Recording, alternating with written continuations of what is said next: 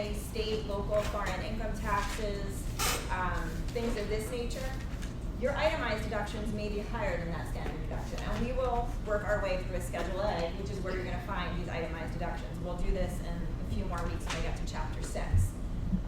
So you pick the bigger of these two. You're entitled to that. That's what you want, because you want to drive your taxable income down as much as you can. Okay? We're also entitled to exemptions, personal and possibly dependency, and we're going to hopefully get into that later today, if not definitely next class. Figuring out, what we're entitled to. I will tell you that we start off with a $4,000 per exemption, but if you make a lot of money, if you have a high AGI, we might end up phasing out some of this $4,000 par, and we'll get to that as we get to Chapter 6. So it's not always, you're not always going to get $4,000. Don't take it for granted. If you make, if you make a fair amount of money, that number is going to get driven down. It's going to be called a phase out. Okay, that's going to bring us to our taxable income. Okay, and I think I've mentioned this before, is that so far when you guys have come to taxable income and I've asked you to tax it, we just go to the tax rate schedules in our book and we apply the tax. But that's not always going to be the case. Oftentimes we will have in here different components of income. Okay, different income may get taxed different ways. And if we have capital gains or qualified dividends included in this taxable income number, we have to pull those out first, okay, to back into our ordinary income number. Our ordinary income will get taxed using these rates, but the qualified dividends and the capital gains get special rates, okay? They may get taxed at nothing if you have a small AGI. They may get taxed at 15% for most taxpayers. Or if you make a lot of money, okay, they may get taxed at 20%. And we're gonna spend a lot of time looking at capital gains in a few weeks. That will give you your income tax, okay? So now we've got our income tax. But believe it or not, this is not the only thing that gets calculated on here, okay? This is not just an income tax form at the end of the day. You may owe other taxes. A lot of taxpayers owe what's called the AMT, the alternative minimum tax. And what this tax really is, guys, is it makes sure that every single taxpayer pays a certain level of taxes. Generally, people who are going to get hit the most by AMT are people who are taking advantage of the Schedule A. They have a lot of Schedule A deductions.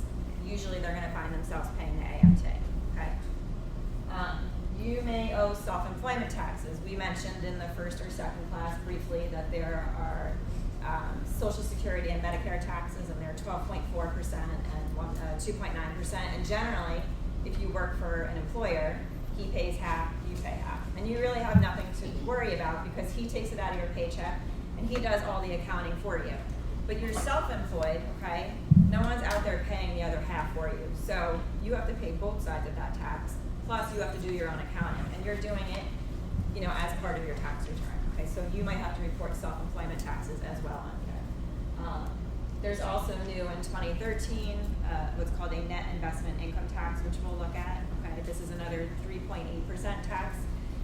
It's generally only if you have net investment income, meaning things like interest, dividends, capital gains. What percentage is that? The net investment income tax. What percentage? 3.8. And you have to have both. You have to make a certain amount of money and you have to have net investment income, otherwise you're not subject to it. We'll look at it in more detail.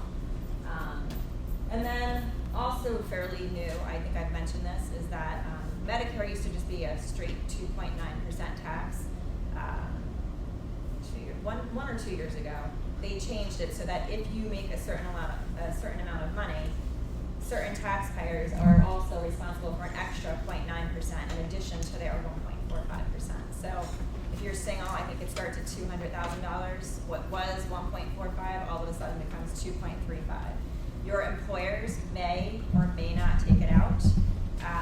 So you have to watch when you're doing your tax return to see you may have to owe this. You may have to report it here as well. We'll look at all these in more detail. So now you have a total tax, okay? This is not just income tax, this is all these other taxes included as well. And then you move on to credits. You may be eligible for certain credits. You guys are in school, your parents may be taking for you the American Opportunity Credit, the Lifetime Learning Credit. There's other credits out there, child and dependent care credits, a whole host of credits that will hit. Some are refundable, some guys are non-refundable, okay? refundable meaning that, if your tax liability, let's say you calculated it to be $1,000, and you have a refundable credit of $1,500, well, the IRS will actually give you back the $500 difference. Your $1,000 liability minus your $1,500 credit, they will send you a check for that $500. Other credits are non-refundable, meaning they are good up to the extent of your liability, but they're not going to give you that money back. Okay, so if you had a $1,500 non-refundable credit with a $1,000 tax liability, it'll wipe out your tax liability, so you'll owe nothing, but you're not going to get a check for that $500. Okay, they're not going to grant that back to you. And then prepayments are last, guys. Prepayments is basically money you've already paid ahead of time to the IRS. What we'll learn is that it's a pay-as-you-go system, meaning you don't go out and work all year long and have no taxes taken out, and then come April 15th, figure out, okay, here's my tax liability for the year. I owe $15,000 and mail a check in on that day. You don't do that. For most of us, again, it's not an issue because we work for employers who withhold for us, and they take those withholdings and they mail them off to the IRS and the states quarterly. So they're prepaying for us. They're withholding it and then they're prepaying it. So whether or not you think you have, you've made a prepayment. And that's what you see on your income statements, and you get your W-2 at the year end. That W-2 tells you the amount of taxes they withheld and prepaid for you. Okay, so that's your W-2 withholdings. And then some of us also file estimated taxes. Maybe our employer isn't withholding enough. Maybe I'm not working for an employer and I have to pay my own taxes. You have to do that on a quarterly basis. Okay, so those are considered prepayments. You are always, if it turns out you've overpaid, you are always entitled to your own money back, okay? This is always refundable in full, okay? That is the very high-level view. I think what we will do is we will, does anyone have any questions about the first part of the book? Because I personally don't think it's worth spending a whole lot of time going into the first, section of the book, just because we're going to do all of this in so much more detail over the next few weeks that it's just going to be somewhat repetitive. So my preference will be just to let's move into exemptions. So unless anyone has any questions about what we just went over, we'll just go straight into exemptions. Okay.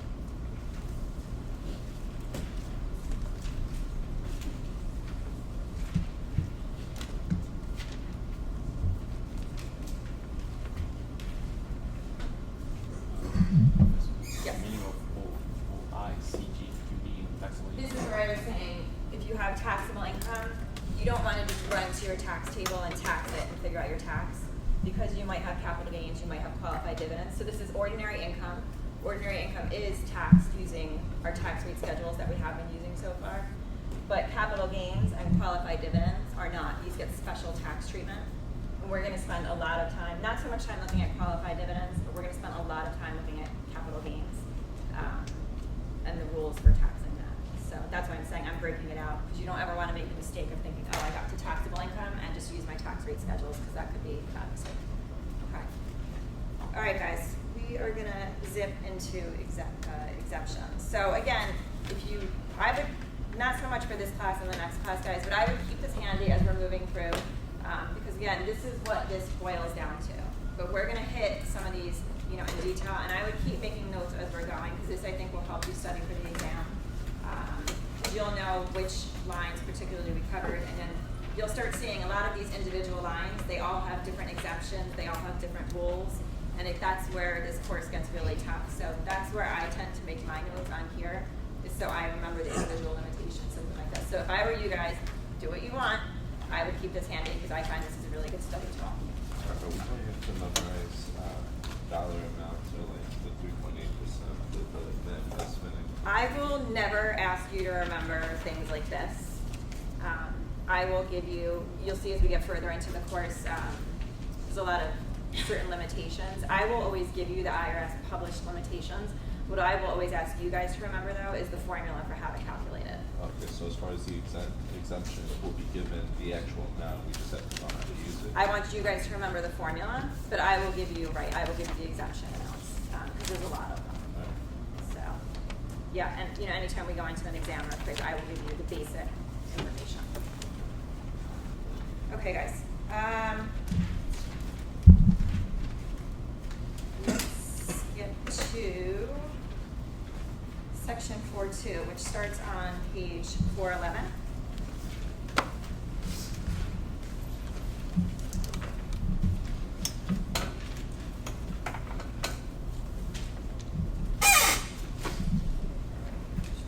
Okay, so we are going to talk about personal and dependency exemptions, and there is a distinction between the two.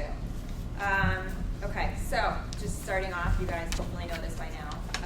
In 2015, personal and dependency exemptions are both, they're each worth $4,000. So if you have, 2 personal and 2 dependency, you potentially have a $16,000. And I say potentially because, again, you have a high AGI, we might change that number at the end of the day. And we'll talk more about that as we get into the course, but it's a potential point, okay?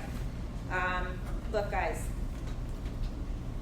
the general rule is that each taxpayer can claim their own personal exemption, okay? And if you're married, you can claim a personal exemption for the spouse, okay? So each spouse gets a personal exemption. If you're supporting someone else, you may, and you've seen the rules now, be entitled to exemptions for these dependents, okay? And we'll get into those rules in more detail in a second. Now, if you are supported by someone else, okay, you may not be able to claim your own personal exemption.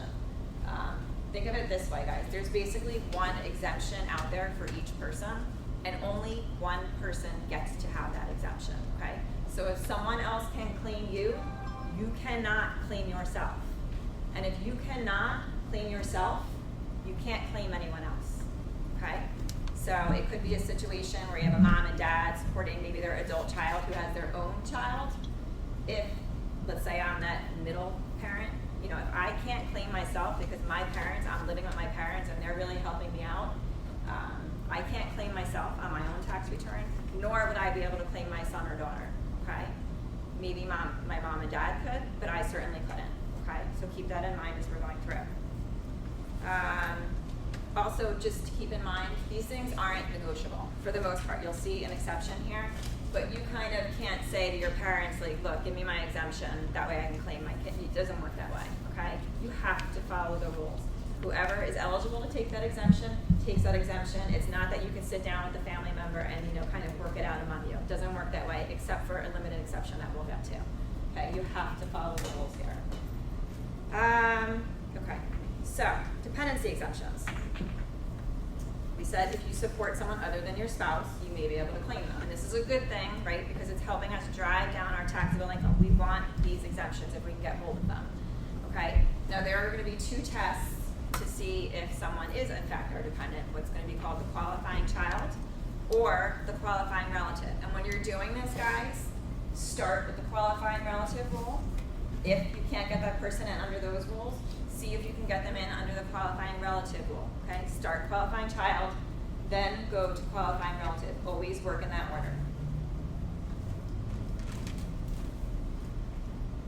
Now, before we get to those individual tests, guys, there's 2 tests that a person has to pass before we even go there, okay? The first one says that the dependent, the prospective dependent, has to be a U.S. citizen, or they have to be a resident of the U.S., Mexico, or Canada, okay? If they're not one of these things, then just stop. They're not going to be a dependent to you, okay? They have to be a U.S. citizen or a resident of U.S., Canada, or Mexico. Don't ask, I don't make these rules.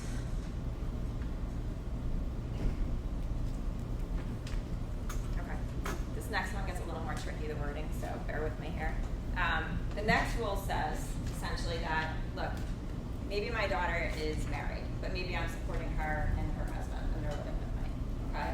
What the rule says is that if they file a joint return, okay, and they owe some sort of tax liability, they're not my dependent, okay?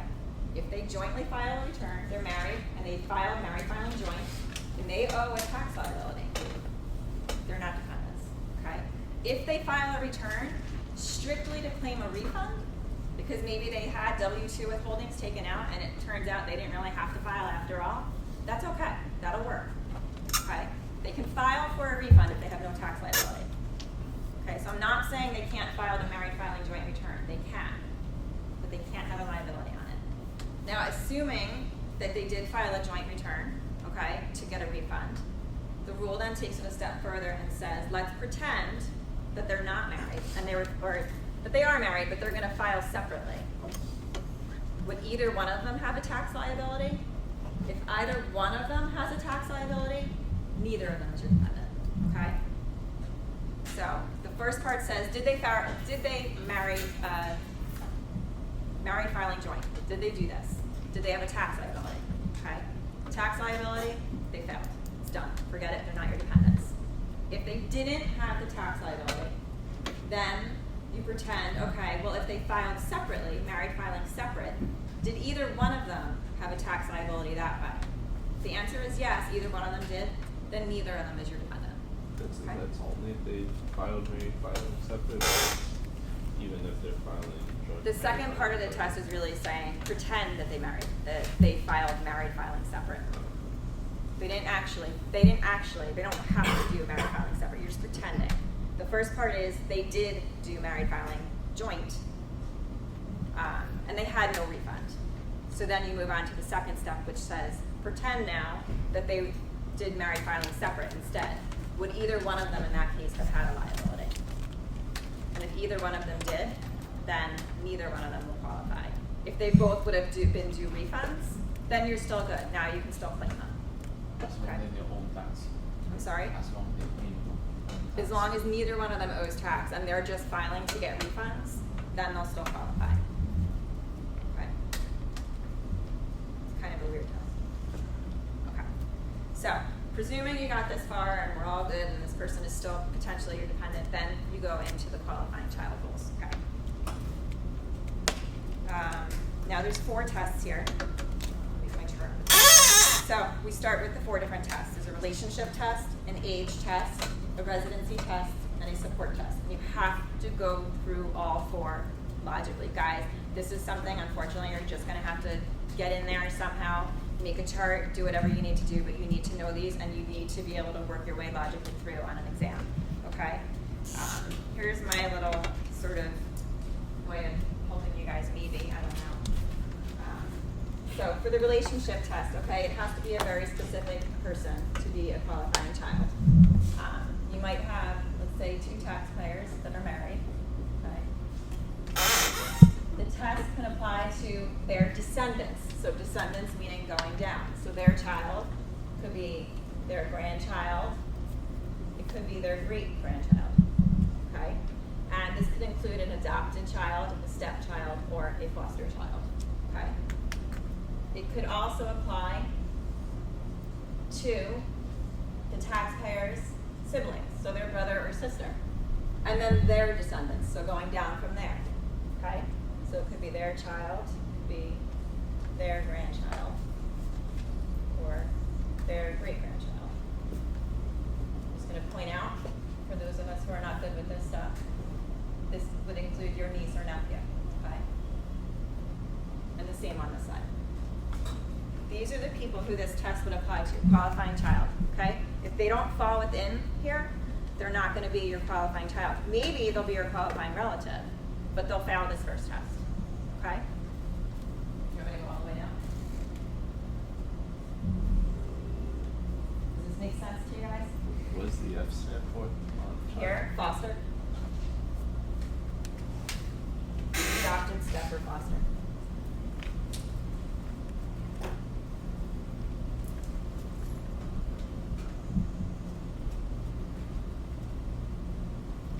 So qualifying child, just think descendants, okay?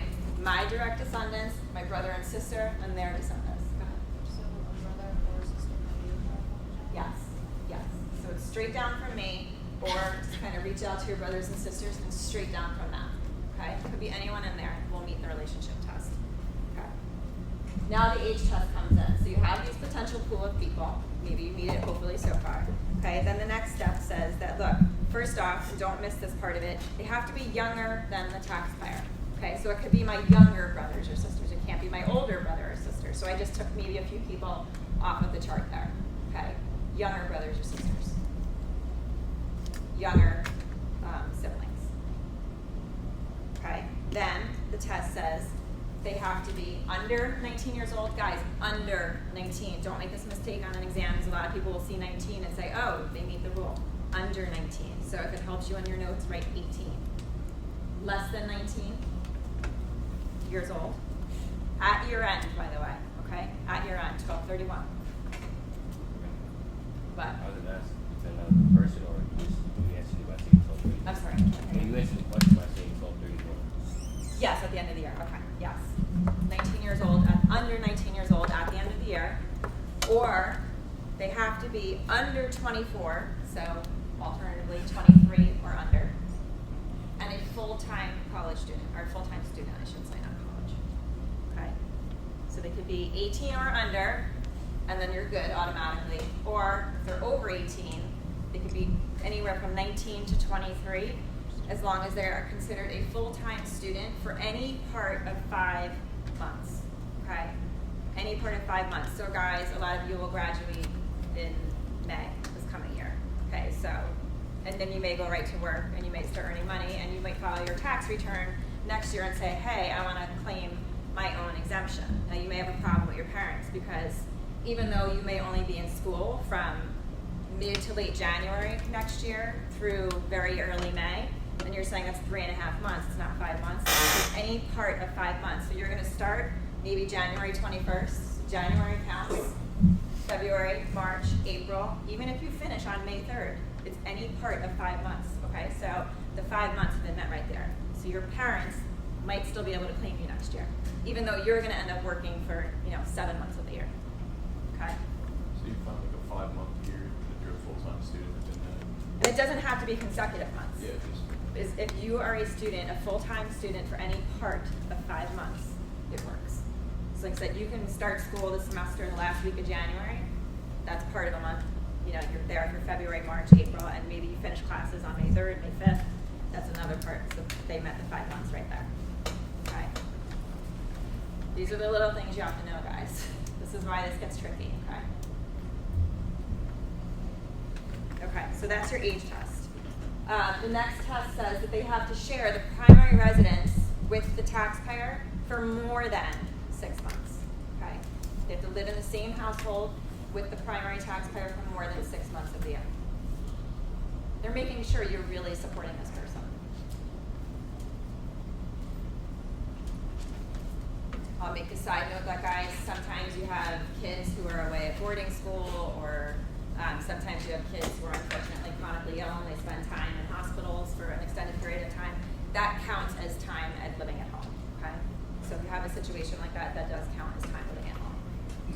Talk about a qualified child, they have to be 24 years of age, Under 24 years of age. full time. For 5 months. They could be, if you're 18 down, you'll meet the test so far, right? If you are 19 to 23 and you're in college full-time for any part of 5 months, you're still potentially under this qualifying child umbrella.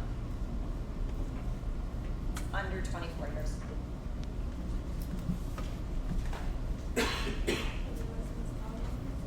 More than 6 months. They have to live in the share of the primary residence for more than 6 months. You good? Okay. And the last one is the support test. And be careful reading these, because it's a little bit different from the qualifying child to the qualifying relative. Here it says the qualifying child cannot provide more than 50% of his own support. And support's listed in the book, guys. I mean, it's the stuff you would expect it to be. Food, clothes, shelter, you pay for your kids' sporting activities, you pay for their birthday parties they go to, their haircuts, I think it lists weddings, which is extreme, and their education, okay? We pay for education, that's an expense. Now there's another rule built in here that you might have a child who earned themselves a nice scholarship. Now does that count towards the child providing their own support? Because if you have a kid who has a big scholarship, he may be providing more than 50% of his own support, okay? Between a parent and a child, if I'm the parent and I'm trying to claim this as a qualifying child, that education, that scholarship, doesn't count as the child providing his own support, okay? So let's say my daughter earned herself a scholarship to Rutgers, and let's say it's pay everything else, but everything else only adds up to $10,000. Well, she's providing 66% of her support if you factor in that scholarship, okay? But the rule says between a parent and a child, you take that scholarship out of the mix. So in fact, she's really supporting herself 0, and I'm providing most of her support. So there, the rule will work for me, okay? But if you take the parent-child relationship, and let's make that an aunt and a qualifying child, or a grandmother, maybe supporting the grandchild, you take that scholarship, then does count as the child supporting themselves. Does that make sense? Could you repeat that? This is tax, guys. Welcome to tax. So, if let's just say it's my daughter, okay, and she has a scholarship, and it's for $20,000, and I spend $10,000 on her food and lodging and all that, okay? That could be seen as she's providing more than 50% of her support. But since it's a parent-child relationship, the rule says no, that scholarship doesn't count towards her support in that case. So I then would be providing all of her support, and I would still get to claim her. But let's just say it's not the parent, now I'm her aunt, and I'm supporting her, okay? That $20,000 scholarship, all of a sudden, does get thrown into the mix. Now that child is supporting herself to the tune of $20,000, and the aunt is supporting that child to the tune of $10,000. So in that case, the child, in fact, may be providing more than 50% of her support, and therefore we're going to fail this test. So it's only if it's a parent-child relationship, like That if doesn't count. if it's a grandparent, it's the same rule as an aunt. Right. It's only a parent-child where we don't worry about that scholarship. If it's any other relationship, we do worry about the scholarship. Isn't that tricky though? Because like if I'm an auntie and my niece and she has a $10,000 scholarship, and like I could say, well, I'm paying $10,500 like her living costs, but you don't know for sure that. I'm sure there's a lot of that goes on justifying what you're spending. But yeah, I'm not saying that doesn't happen, but that's the rules the way they're written. If say the parent passed away and you adopted the child, is that like as your Yes, your niece yes. still, If it's an that counts as your adopted, child? I guess if you officially adopt them as your child, then all of a sudden they become your child. I would say in that case, then it's a parent-child relationship. I don't know for sure, but I would suspect that would be a parent-child relationship. But the general rule is you take the scholarship off the table, okay, if it's a parent-child relationship. If it's any other, person qualifying child relationship, then that scholarship counts towards the child supporting themselves. And now you may or may not pass this test, okay? What if it's grandfather? Doesn't matter, only parent-child. Only parent-child, not grandfather, not grandparent-child, no. Okay, only parent-child, doesn't extend to the grandparents. Okay, we good? These are the little nuances, guys, this is why this is tricky. Okay. One other thing I want to throw in that the book doesn't really make clear, but that does count is, look, when we're talking about the child supporting themselves, guys, you may have a situation where it says, little Johnny earned $15,000 this summer mowing lawns. Okay, just because little Johnny earned money, the question becomes, did little Johnny take that $15,000 he earned and use it towards his support? Did he pay for his own clothing? Did he pay for his own car, his education with that money? Or did little Johnny take that money and put it in a bank account and hoard it? Because if he just stuck it in a bank account, that doesn't count towards him supporting himself. Okay, he can earn all the money he wants and stick it in a bank account. If he's not actually spending it on living expenses, it doesn't count towards support. Okay, only if he's spending it does it count towards the support role. Okay.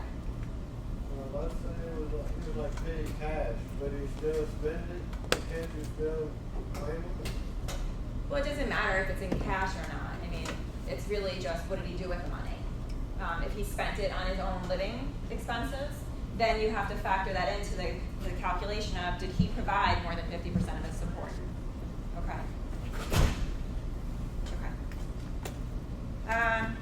Okay, guys. So those are the first 4 rules. You have a question? All right. Now, there may be situations after you work through this that multiple people might actually be able to claim the same person because they met all 4 of the rules we just talked about. So it may turn out that, and this is particularly in cases of extended families all living in one house, and maybe everyone's kind of chipping in some way. You might have, grandmother, grandfather, aunt, uncle, mom, dad, and then a bunch of kids living in the same house. And if everyone's contributing towards the bills, it might turn out that multiple people can claim a child, right? Because you met the relationship test. You can support your grandchild, a child. You can support your niece or nephew. You might meet the age test. If you're living in the same house, you're going to meet the residency test. So you might meet all of these tests. So now it says, well, who gets to claim that child, okay? Alternatively, this could happen in a household where the parents have divorced, maybe sometime in the latter part of the year. So if the parents maybe live together through June 31st and then divorce sometime in July, August, September for the rest of the year, again, they'll have both met all of these tests. Well, who gets to claim the exemption? Because again, only one person can take the exemption. So there's these tie-break rules, okay? And then the first one says, look, particularly in this extended family situation I'm kind of giving you, if there's a parent in the mix, if there's a parent living in that household, the parent gets the exemption, okay? So if it's a situation where, grandma, grandpa, mom, dad, and grandchildren all living in the same house, and they all meet all 4 tests, well, mom and dad get to claim the exemption. Grandma and grandpa can't claim it in that case, okay?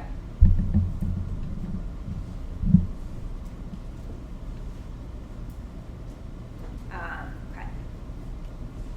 If you have 2 parents, now I'm going to bounce to the divorce case. So maybe you have 2 parents.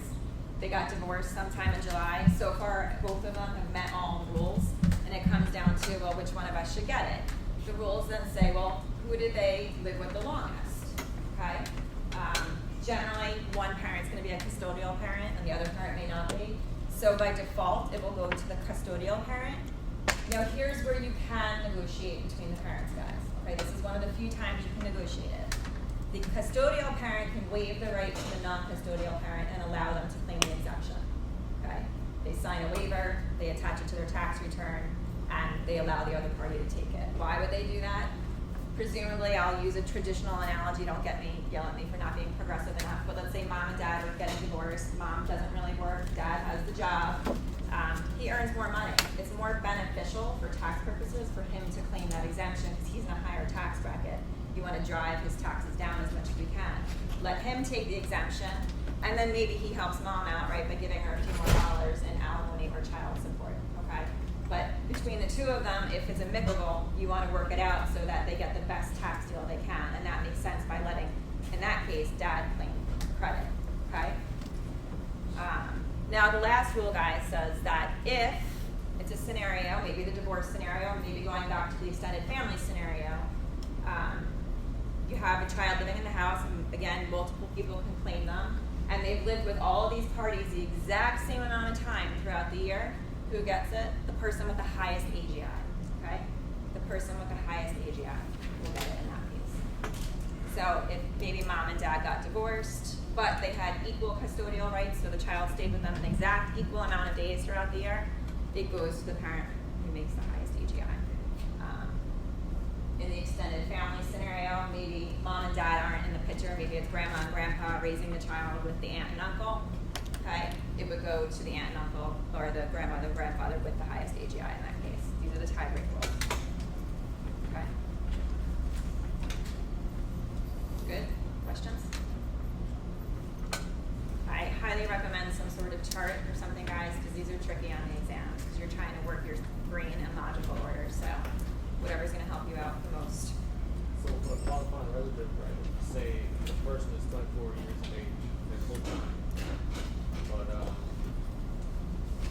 is it, so based on what you're saying, it's 50% of their support, but they don't go above the percent of their support, not their gross income? We haven't gotten to qualified. We're talking about qualifying resident. Child. Child. Sorry, you're talking about qualifying child. Okay. We're moving on to qualifying. We're going to go there now. Okay. Okay, yeah. But again, keep in mind, if you're 24, you failed the qualifying child test. So that's why I want you guys to be careful with those numbers. That 19 and 24 number, you might want to change it in your books to 18 and 23. Because again, you guys go on exams and you have a habit of looking and saying, 19 or 24, oh, and 24-year-old full-time college student, they could be a qualifying child. They have to be under 19 or under 24 and full-time. So maybe if you have a book, scratch it out and change it to, 18 and 23, okay? Okay, qualifying resident. Here, guys, we have pre-test. So if you fail the qualifying child, someone may still be able to become your qualifying relative. I'm calling it resident, qualifying relative, okay? So all hope is not lost yet. Now here, there's only 3 tests, okay? We have a relationship test, we have a support test, and we have a gross income test. So the rules change a bit. And here comes my really nice chart. We'll add a few more people on here, as the name implies, because now it's a bigger group that may qualify here. So we can now go up. We can do ancestors. So we could have, mom and dad, mother and father. Okay, we can have this one's mother and father. We could have the grandparents. So we can have grandma and grandpa. Okay.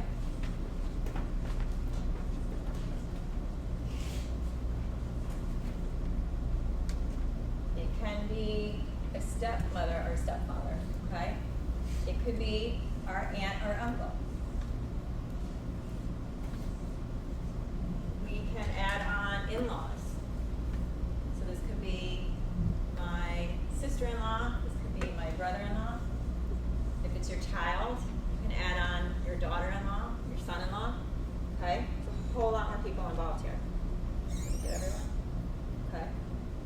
So let's just added a lot more people. Who's excluded here? Okay.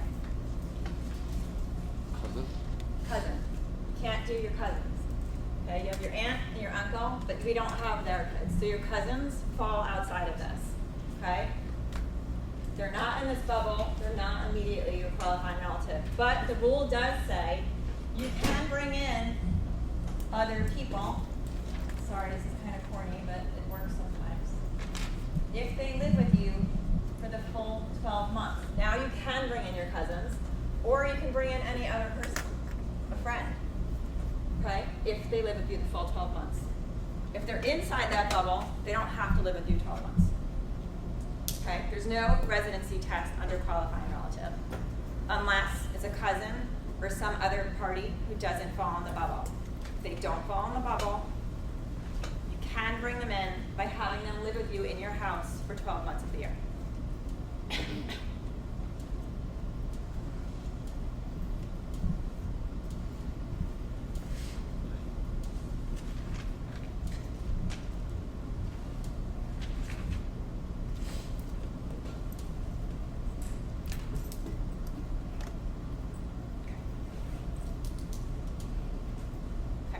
The next part, guys, is the support test. Now, this is a little different than on the qualifying child.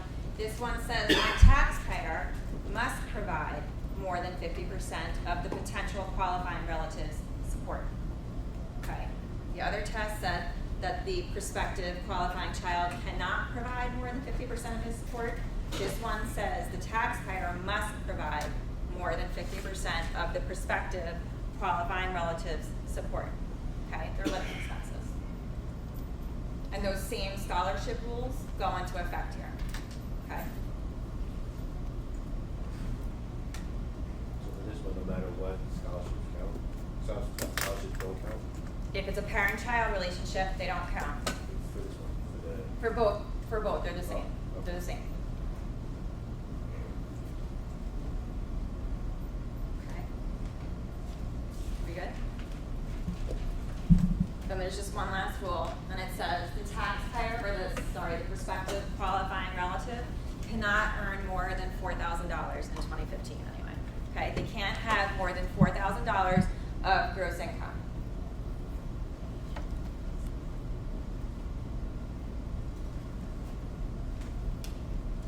Now again, guys, this is something to be careful of. We haven't gotten too much into this yet, but what's gross income?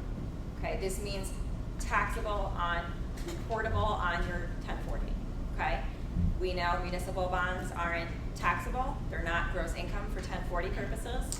So if this taxpayer had $5,000 of municipal bond interest, they're okay, they don't meet the $4,000, okay? If they have $4,000 of salary, now they failed, okay? So you have to also be looking at the type of gross income. Don't just blindly look at the numbers. Again, you have to be looking at the character of that income. If it's non-taxable, then it's not gonna count towards the $4,000. If it's taxable, then obviously it counts towards the $4,000. Why isn't the municipal bond considered? Municipal bond interest, that's non-taxable. Why is that not taxable? So I think in the book it also said that corporate bonds, those were taxable, right? Corporate bonds are taxable, it's only municipals. Municipal typically means like state or local government, but it also counts state. The federal government gives an exclusion for municipal bond interest. It's a subsidy towards the states. All right, guys, we'll leave off there.